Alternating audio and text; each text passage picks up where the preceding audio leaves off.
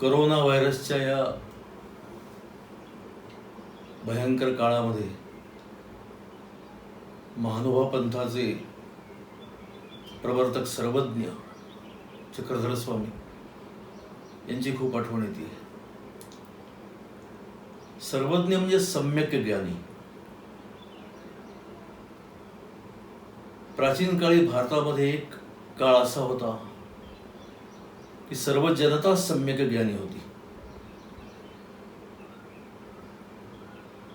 म्हणजे जसं आपण ऐकतो, कालिदासाच्या घरामध्ये जर कोणी विद्वान त्याला भेटायला गेले तर त्यांच्या दारात झाडणारी मोलकरीण किंवा बागेतला माळी हे सुद्धा काव्याच्या भाषेत बोलायचे, उच्च कोटीचा संस्कृत बोलायचे.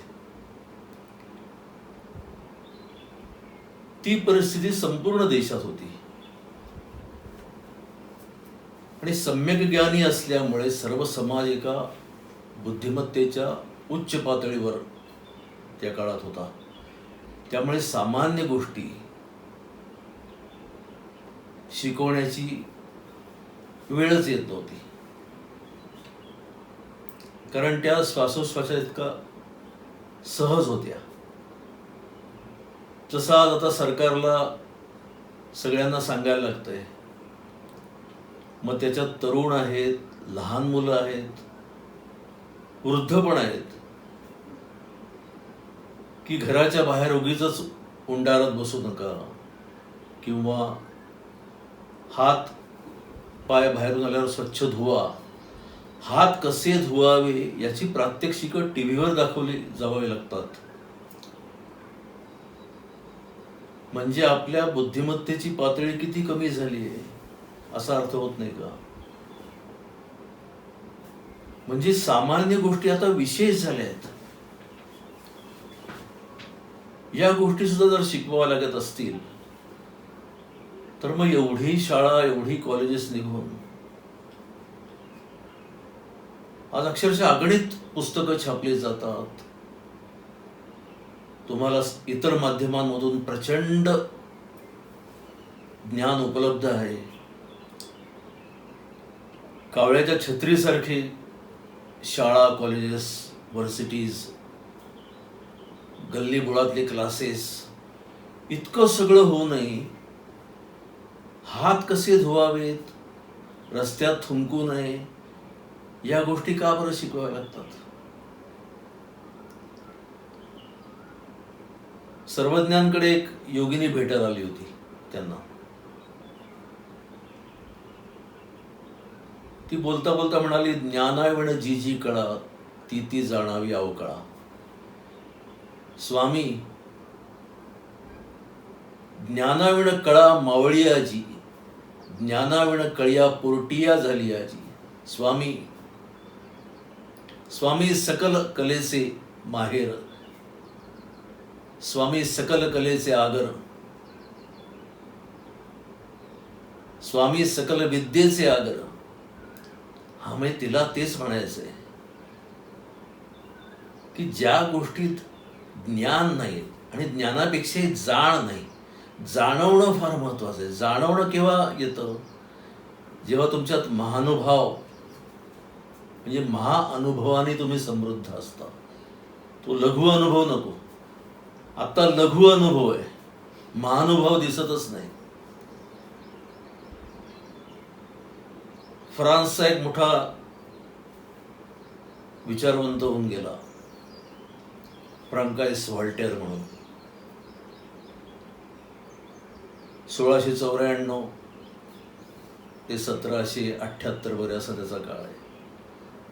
तो काय म्हणतो हे भारताबद्दल त्याचं म्हणणं आहे, असं अनेक विद्वानांनी, पाश्चिमात्य विद्वानांनी म्हटलेलं आहे. तो म्हणतो, जनरली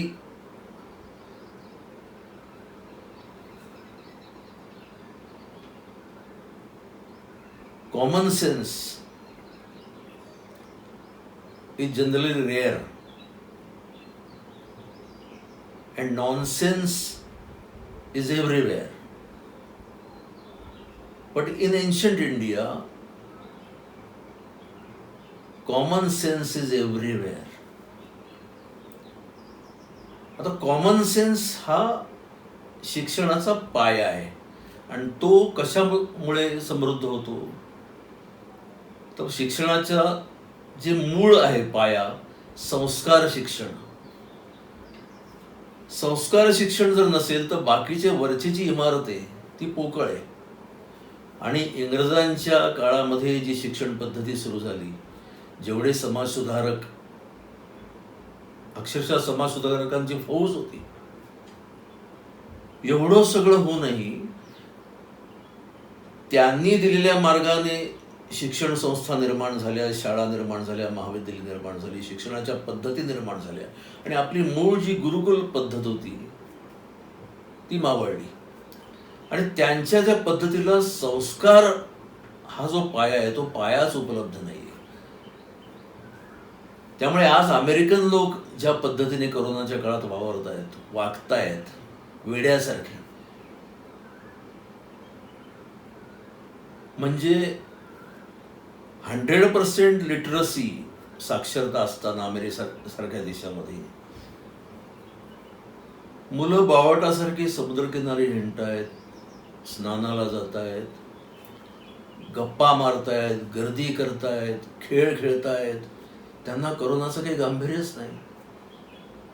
म्हणजे मनोरुग्ण हा शब्द आपण वेड्यासाठी साधारणतः जास्त करून वापरला जातो, किंवा काही फार मोठा परिणाम झाला असेल मनावर तर.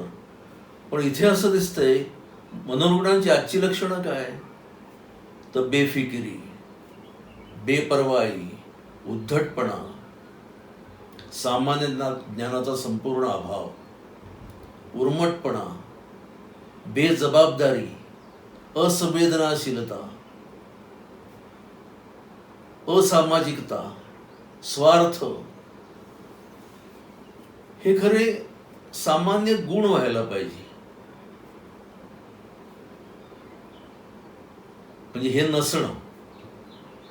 पण आता ह्या गोष्टी, बारीक बारीक गोष्टी सुद्धा शिकवाव्या लागतात की अरे बावटपणा करू नको, उर्मटपणा करू नको, आई वडिलांशी उद्धटपणे बोलू नको.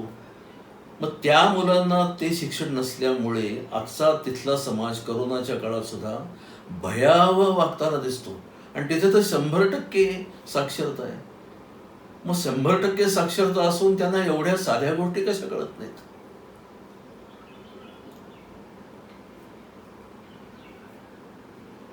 मग तिथे व्हॉल्टेअरचं म्हणणं आपल्या लक्षात येतं.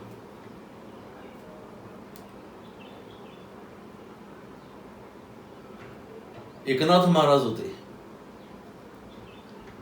ते म्हणाले मी जेव्हा काशीला गेलो भागवत लिहिण्यासाठी, ते काशीला 3 वर्ष जाऊन राहिले सुमारे, तर ते म्हणाले काशीहून आल्यावर माझ्या लक्षात आलं की माझी बुद्धिमत्ता ही चौमुखी झाली, माझा दृष्टिकोन चौमुखी झालाय. म्हणजे पूर्वी मी एका अंगाने विचार करायची मला सवय होती, आता मी सर्व बाजूनी एखाद्या गोष्टीवर विचार करतो. म्हणजे ते सम्यक ज्ञानी झाले. आज त्याची आवश्यकता आहे. सम्यक ज्ञान नसल्यामुळे लोक वाह्यातासारखे वागत आहेत आणि हे सर्वज्ञांचं मोठेपण होतं. चक्रधर स्वामींचं मोठेपण इथे येत आहे.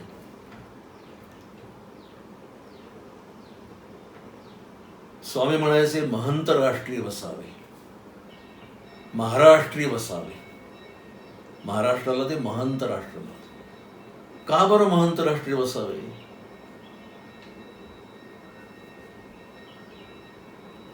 तर धर्मसिद्धी जाय तो महाराष्ट्र, महंत राष्ट्र म्हणून महाराष्ट्र. आता महंत म्हणजे थोर, उच्च कोटीचा. धर्मसिद्धी जाय तो महाराष्ट्र. धर्माचा अर्थ इथे एखादा तुम्ही आज विशिष्ट धर्म धरता तसा नाहीये. आपल्याकडे धर्मसंकल्पनेचा अर्थ वेगळाच आहे. मुळामध्ये धर्म म्हणजे नीतिमत्ता, सदाचार, सरधा सर्वभूतानाम, किंवा वसुधैव कुटुंबकम. म्हणजे सगळ्यांशी चांगलं वागा, सामोपचाराने वागा, विवेकनिष्ठ वागा, संयमाने वागा, समतोल वागा, आदर्श वागा. ही पद्धती, जीवन पद्धती म्हणजे धर्म. धर्म म्हणजे काय विशिष्ट आहे, इस्लाम आहे, ख्रिश्चन आहे असा अर्थाने आपल्याकडे धर्म नाहीच आहे. मग महाराष्ट्री का असावे? धर्मसिद्धीचा आहे तो महाराष्ट्र, महंत राष्ट्र म्हणून महाराष्ट्र. हा म्हणजे त्यांना इथे गुणांची खाण आढळते महाराष्ट्रामध्ये. पण आज उलट दिसतंय करोनाच्या काळामध्ये. हे महाराष्ट्र महंत राष्ट्र असायच्या ऐवजी हे लघुराष्ट्र, लघुत्तम राष्ट्र असं वाटतंय, म्हणजे वैचारिक दृष्ट्या.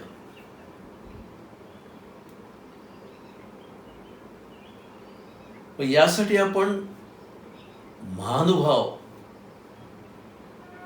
या संज्ञेकडे विशेष लक्ष दिलं पाहिजे.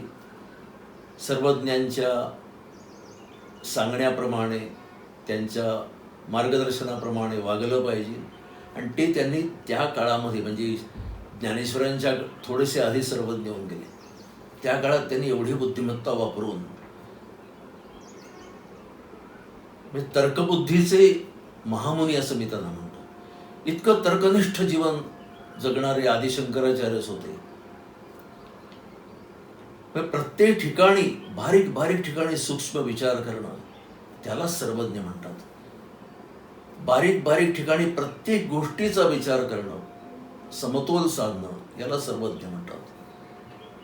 त्यामुळे आजच्या करोना वा मरोनाच्या परिस्थितीमध्ये आपण त्यांचं मार्गदर्शन घेऊया, त्यांची आठवण करूया. म्हणूनच म्हणतो, डरो ना, हरेगा करोना.